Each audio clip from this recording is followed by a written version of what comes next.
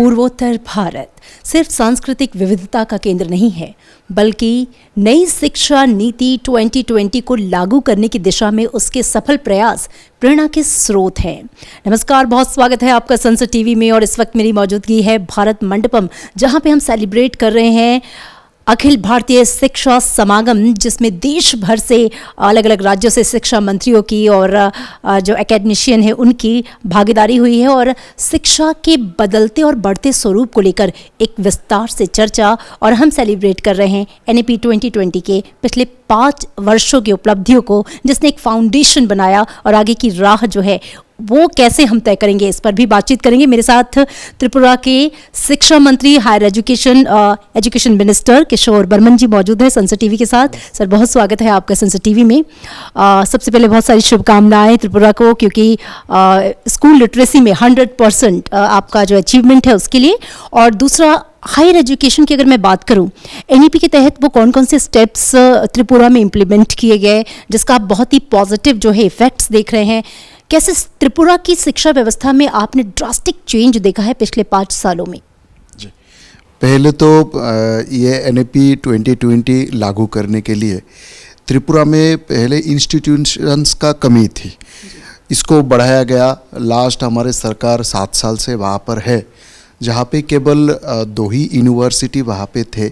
अभी गवर्नमेंट और central government और प्राइवेट इंस्टीट्यूशन यूनिवर्सिटी को लेकर 12 यूनिवर्सिटीज़ वहाँ पे अभी खुला गया है।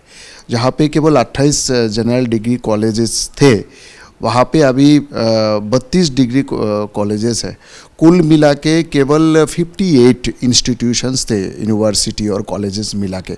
अभी वहाँ पे 98 इंस्टीट्यूशंस वहाँ पर है। पहले तो इंफ्रास्ट्रक्चरल ये कदम हमारे 7 सालों में हमारे सरकार ने लिया है। दूसरी बात, अभी एनईपी को लागू करने के लिए सारे कॉलेजेस में अभी जो मल्टी डिसिप्लिनरी जो अप्रोच है उसको लागू किया गया।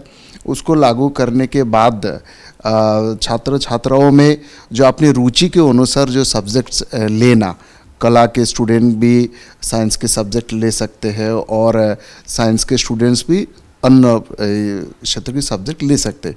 इससे उनका रुचि पढ़ाई में बढ़ा है और उनका रुचि के अनुसार इसमें बहुत सारा आगे भी स्टूडेंट्स इसमें आया है। इसके अलावा भी हमारे यहाँ जो फाउंडेशनल कोर्सेज जो है और स्किल मॉड्यूल्स जो है उसको भी इसमें लागू किया गया। इसके अलावा सारे जैसे इसमें मध्य क्षेत्र में जो काम के साथ जो जोड़ा गया शिक्षा को, उसमें भी हमारे सारे vocational courses, skill integrated courses ये कॉलेजों में शुरू किया गया। और स्किल बेस्ड और भी लास्ट जो हमारे मीटिंग हुआ है, कैबिनेट मीटिंग, उसमें भी स्किल्स के ऊपर ज़्यादा जोर हम लोग दे रहे हैं। और 4 नया प्राइवेट स्किल यूनिवर्सिटी को भी हम लोग ला रहे हैं। हायर एजुकेशन की अगर मैं बात करूं, जो एनईपी का सबसे फैसिनेटिंग फैक्टर है, जो फ्लेक्सिबिलिटी है, जो मल्टी लेवल पे एग्जिट और एंट्री की जो फैसिलिटी है, इसका जो प्रयोग है वो आप किस तरीके से उसको इम्प्लीमेंट कर रहे हैं और क्या उसका कुछ पॉजिटिव रिएक्शन देखने को मिला है स्टूडेंट्स में या फिर शिक्षा के एक क्षेत्र में? केंद्र सरकार ने बहुत कोशिश की है कि विकास की मुख्य धारा से जोड़ने के लिए बहुत सारे डेवलपमेंटल प्रोसेस और वहाँ पे इंफ्रास्ट्रक्चर को भी काफ़ी इम्प्रूव किया गया है सरकार की ओर से। वो फ़र्क जब हम शिक्षा की बात करते हैं तो क्या उसमें भी आपको दिखाई दे रहा है? और उच्च शिक्षा में भविष्य की राह आप त्रिपुरा खास तौर पे अगर मैं बात करूं तो क्या देखते हैं? देखिए, इसमें तो जोड़े ही है। माननीय प्रधानमंत्री जी ने त्रिपुरा में एक जनसभा को संबोधित करते हुए उन्होंने कहा था कि जब त्रिपुरा में भाजपा का सरकार बनेगा तो त्रिपुरा को वो हीरा मॉडल वो गिफ्ट के तौर पे त्रिपुरा के लोगों को देंगे, और वो दिया है। हीरा मतलब as per highway, national highway हमारे पास केवल एक ही थे, अभी त्रिपुरा में 8 नेशनल हाईवे है।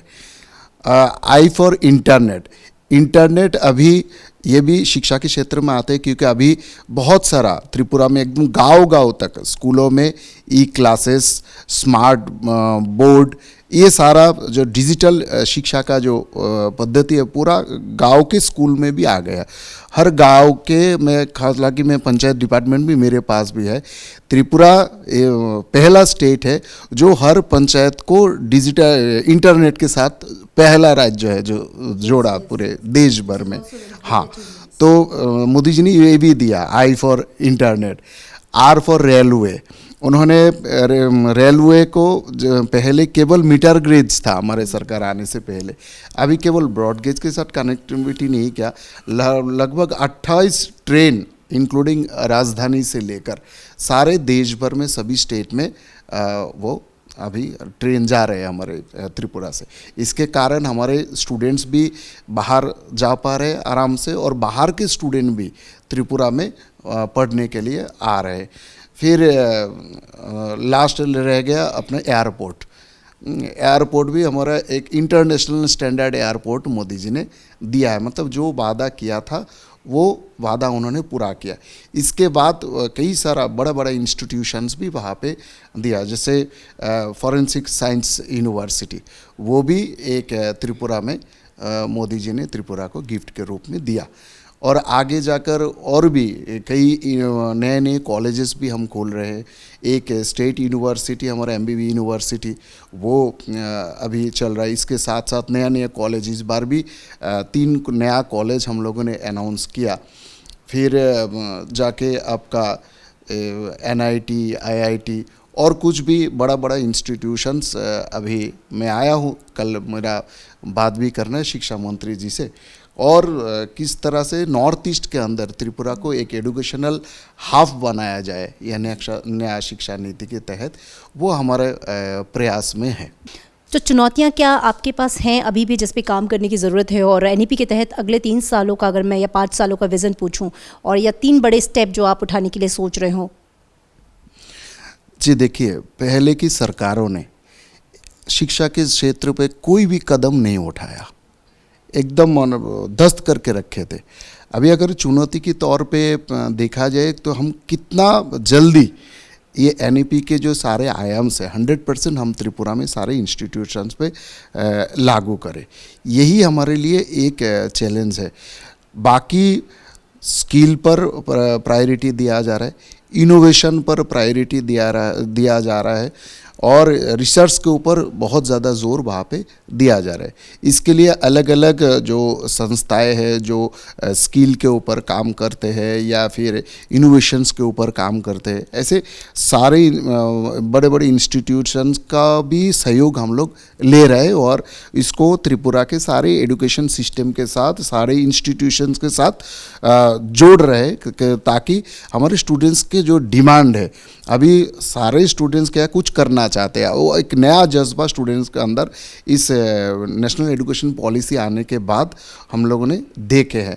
तो कितना जल्दी जितना डिमांड है वो डिमांड हम सारे के सारा कैसे पूरा कर सकते हैं, और पूरा करने के लिए ऐसे हमारे पास चाहे इंफ्रास्ट्रक्चर हो या ना हो, लेकिन बाहर के जो जिनके पास इंफ्रास्ट्रक्चर है उनके साथ जोड़ के स्टूडेंट्स को प्रायोरिटी देते हुए, उनका इच्छाओं को प्रायोरिटी देते हुए हम लोग प्रयास कर रहे हैं कि हर स्टूडेंट शिक्षा के दायरे में आए, उसका रुचि, उनका टैलेंट के अनुसार वो जो शिक्षा लेना चाहे वो प्लेटफॉर्म हम उनको प्रोवाइड करें।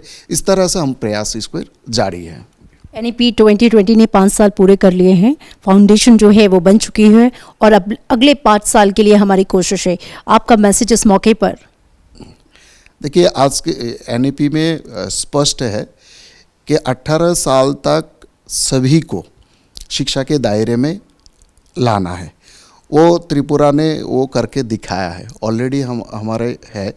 अभी जो सबसे ज़्यादा फोकस हमारे उच्च शिक्षा पर होगी, जैसे रिसर्च और इनोवेशन के ऊपर होगा, तो इसके लिए जितना हमारे कोशिश है कि हम सारे स्टूडेंट्स को इसमें पहला और मध्य शिक्षा वो ख़त्म करने के बाद उच्च शिक्षा पर ज़्यादा स्टूडेंट्स को उच्च शिक्षा तक पहुंचाए, इसके ऊपर ज़्यादा हमारा फोकस है। तो एक कदम तो हम लोग कंप्लीट कर लिया प्राइमरी स्तर पर, अभी जितना ज़्यादा स्टूडेंट्स को उच्च शिक्षा में हम पहुंचा सकते हैं, उसके लिए जो जो इंफ्रास्ट्रक्चर चाहिए, जो जो काम करना है, उस पर हमारा ज़्यादा फोकस है अभी।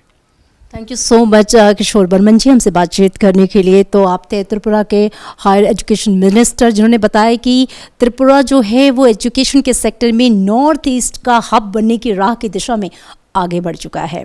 कैमरामैन संगा के साथ मैं अमृता चौरसिया, सनसेट टीवी।